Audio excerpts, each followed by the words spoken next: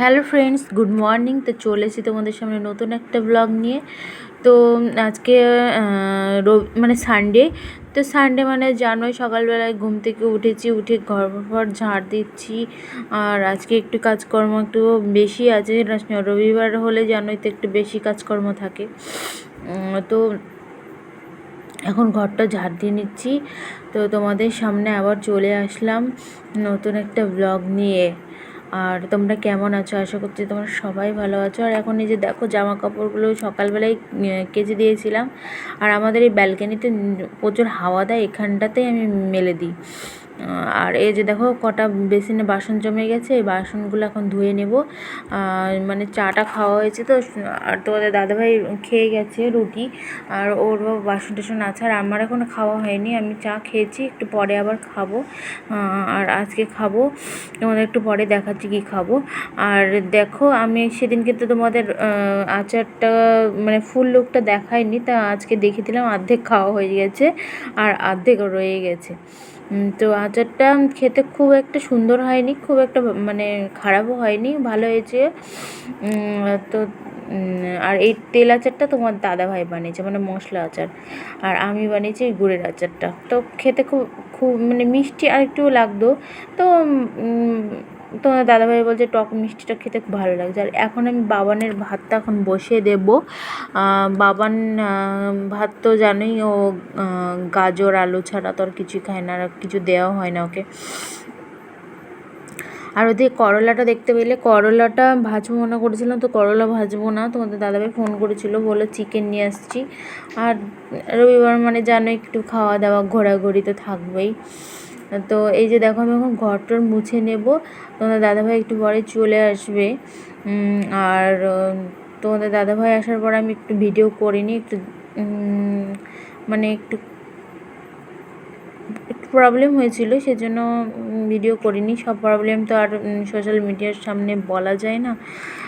একটু একটু কথা কাটাকাটি হয়েছিলো তোমার দাদাভাইয়ের সাথে, সেই জন্য আর তোমার দাদাভাই আসার পর থেকে আমি ভিডিও করিনি। আর এই যে দেখো, ঘরটা মুছে নিলাম, পাখাটা চালিয়ে দিলে না তাড়াতাড়ি ঘরটা শুকিয়েও যায়। আর এই যে বাবান ওইদিকে ঘুমাচ্ছিল, আর আমি এই ফাঁকে কাজগুলো করে নিচ্ছিলাম। আর এদিকে বাবানের ভাতটা হয়ে এসছে, আর আমি এখন খেয়ে নেব একটু। তোমাদের বললাম এই যে পান্তা খাবো আজকে। কয়েকদিন ধরে ইচ্ছে হচ্ছে যে, মাঝে মাঝে ইচ্ছে হয় যে এই গরমের মধ্যে একটু পান্তা খেতে। আর তোমরা কে কে পান্তা খেতে ভালোবাসো একটু কমেন্টে জানিও। আমার তো খুব ভালো লাগে, সকালবেলায় পান্তা পেলে আর কিছু চাই না। তো এই যে জলটা ফেলে দিচ্ছি, জলটা খাবো না, কেননা আমার পক্ষে তো এইসব খাওয়া ঠিক না, তবুও আমি মানে লোভ করে খাচ্ছি তাই।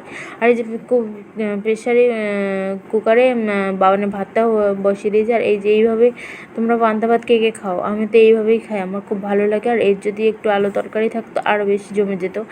তো দেখো, আমার তো খুব ভালো লাগে পান্তা খেতে।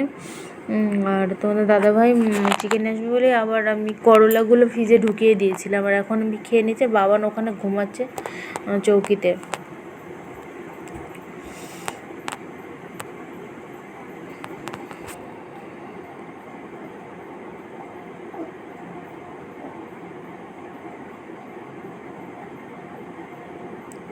আর তোমাদের বললাম যে তোমাদের দাদাভাই আসার পর আমি ভিডিও করে, তো এখন তোমার দাদাভাইকে একটু বললাম যে ভিডিওটা করে দাও।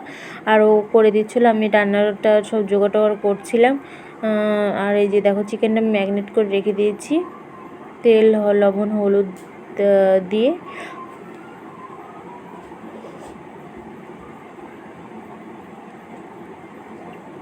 আর মাংসটা আমার প্রায় কষানো কমপ্লিটের কাছাকাছি।